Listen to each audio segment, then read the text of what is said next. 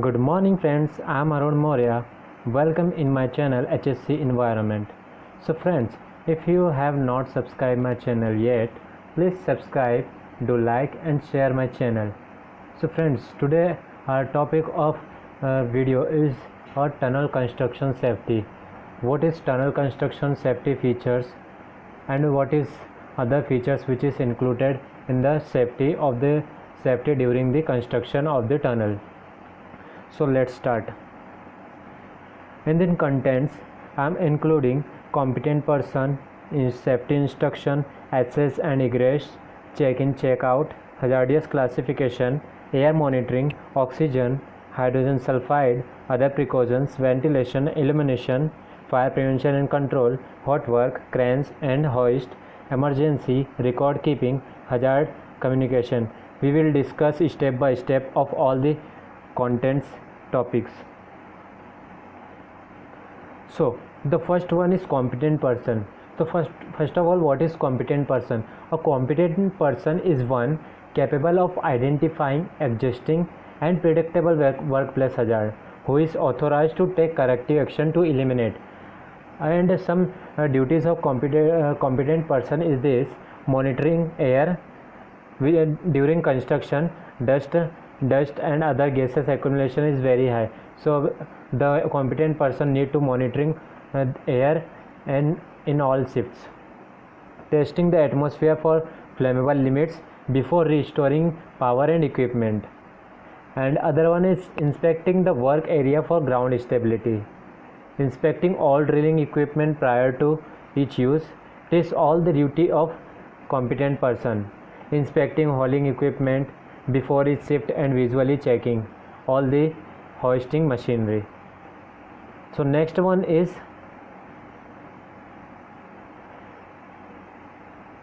safety instruction.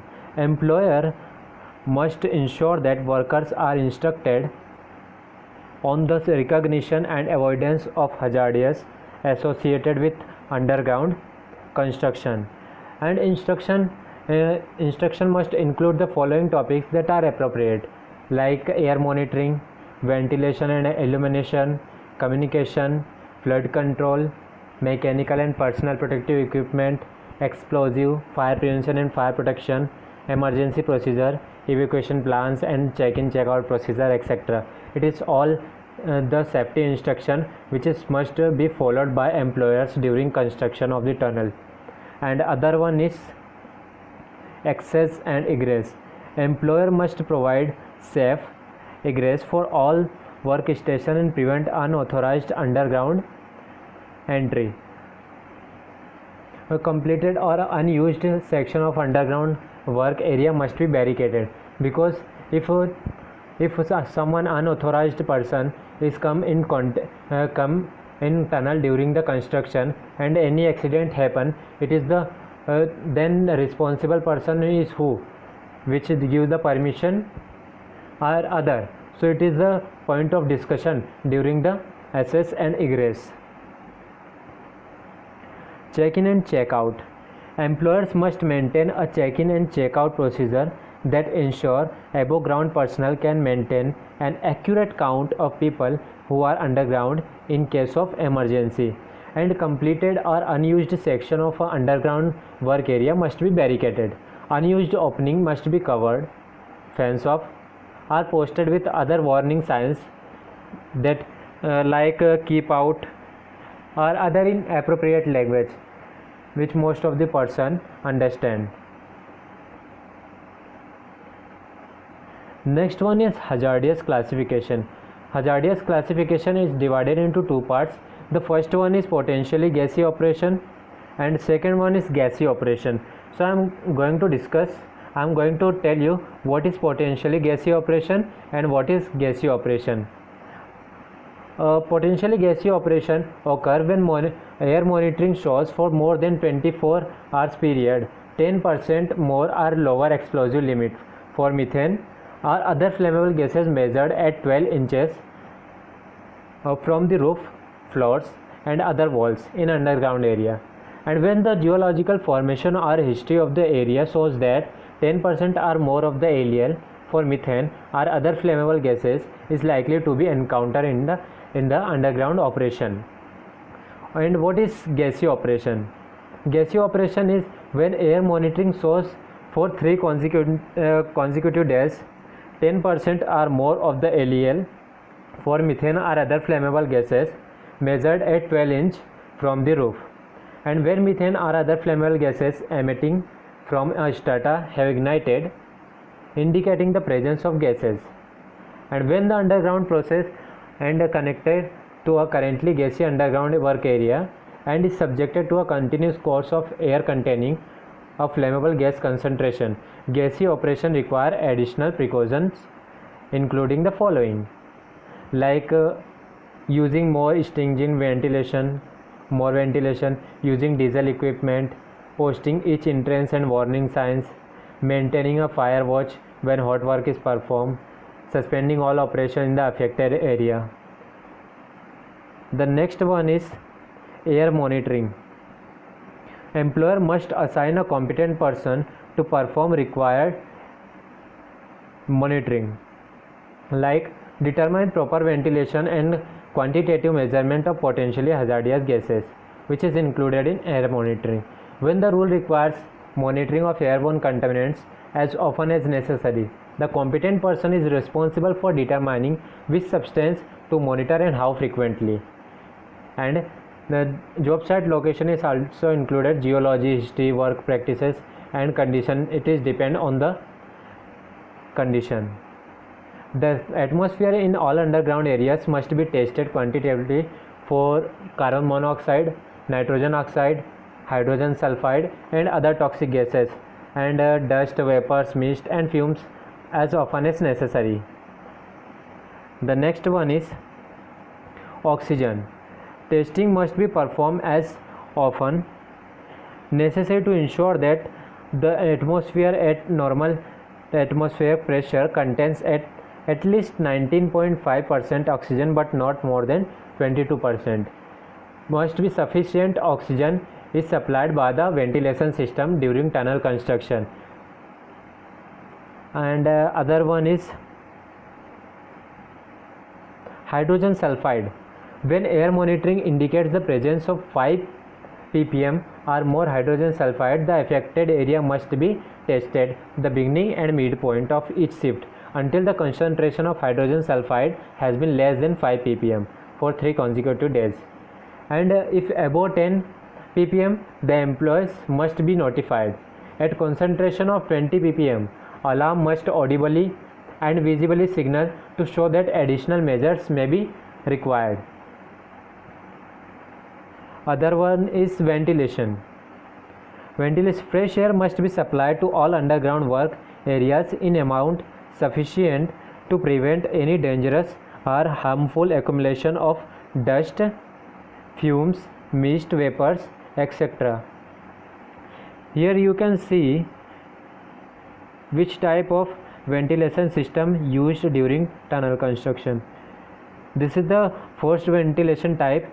In two of the ventilation hose is sucking the air and two of the ventilation hose is removing the dust and vapors from the underground construction. And a minimum of those 200 cubic feet of fresh air per minute must be supplied for each employee underground. Mechanical ventilation with reversible airflow must be provided in all of the work areas. In blasting, drilling or other operation that may cause harmful amounts of dust, fumes, vapors, the airflow velocity must be at least 30 feet per minute. For gaseous or potentially gaseous operation, ventilation system must be meet additionally requirement. Ventilation system used during gaseous operation also must have above ground controls for reversing airflow. Next is illumination. As we all know that any work requires proper illumination. The rules require that proper illumination be provided during tunneling operation as specified in 29 CFR 1926.56. CFR means Code of Federal Regulation. And the other one is Now, fire prevention and controls. Open flames and fires are prohibited in all underground construction activities, except for hot work operation. Smoking is allowed only in areas free of fire and explosion hazard. Employer must post sign prohibiting smoking and open flames where such hazard exist. Various work practices are also included, identified as preventive measures. For example, there are limitations on the piping of diesel fuel from the surface to an underground location. Also, the pipe or hose system used to transfer fuel from the surface to the storage tank must remain empty, exempt when transferring fuel. Gasoline must not be used, stored, or carried out underground. Gases such as acetylene, liquefied petroleum gas, and methyl acetylene, propane may be used underground only for hot work operation. Leaks and spills of flammable or combustible fluids must be cleaned up immediately. The rules also requires specific fire prevention and protection measures, which is included fire resistance barrier, fire resistance hydraulic fluid, fire extinguisher, etc. The next one is hot work. Hot work is a very dangerous operation during tunnel construction, because as we all know that during construction of tunnel many types of gases like carbon monoxide, hydrogen sulfide, oxygen, and other any flammable gases like methane is generated during the operation. So during hot work such as welding, non-combustible barrier must be installed below work being performed, in or over a shaft or raise. Only the amount of fuel gas and oxygen cylinder necessary to perform the welding, cutting, or other hot work in a 24-hour period may be kept underground. During this operation, cylinder must be removed when the work is completed. The next one is cranes and hoist. Securing or stapling materials tools that are being raised or lowered to prevent the load from shifting, snagging, or falling into the shaft. Using a flashing warning light for employees at the shaft bottom and subsurface shaft entrance whenever a load is above this location or is being moved in the shaft. Following procedure for the proper lowering of loads when a hoistway is not fully enclosed. The employees are at the shaft bottom.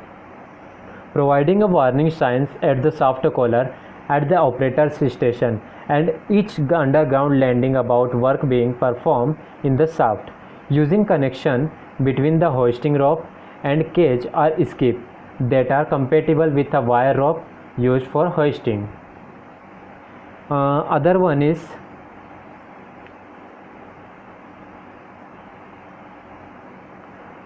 emergencies.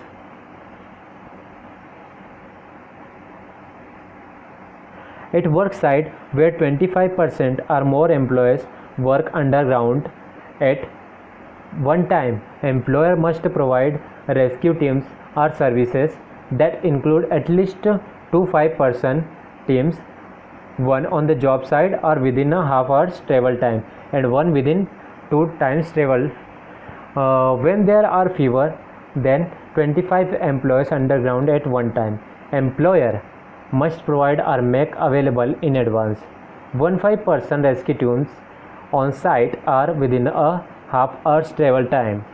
Rescue teams must be qualified in rescue procedure and in the use of firefighting equipment and breathing apparatus. Their qualification must be reviewed annually. Employers must ensure that rescue teams are familiar with job site conditions. Team members must practice donning and using self-contained breathing apparatus on a monthly basis for job site where flammable or noxious gases are encountered or anticipated in hazardous quantities. You can see which type of emergency happened during the construction of tunnel. The first one is collapsing. The second one is flood. Third one is fire. and fourth one is collapsing again. And the next one is record keeping. Under Origin OSHA standard 1926.33 and 1910.1020, records of exposure to toxic substance and data analysis based on this record must be kept for 30 years. Medical reports must be kept for at least the duration of employment plus 30 years.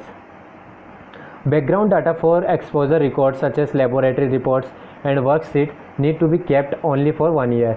Record of employees who work for less than 1 year need not be kept after employed, but the employer must provide these records to the employee upon termination of employment. First aid records of one-time treatment need not be retained for any specific period. 3 months before disposing of records, employer must notify the director of NEOS.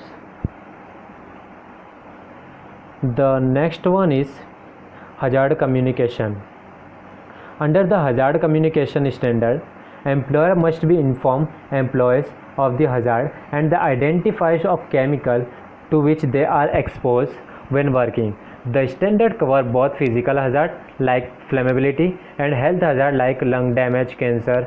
The rule also require a written hazard communication programs, label and other forms of warning like material safety data sheet and employers information and training.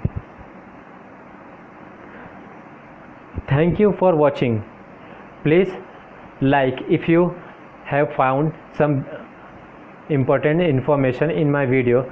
Please share, watch and subscribe my channel and give your valuable suggestion in comment box, and you can give your topic which will I discuss in my next video.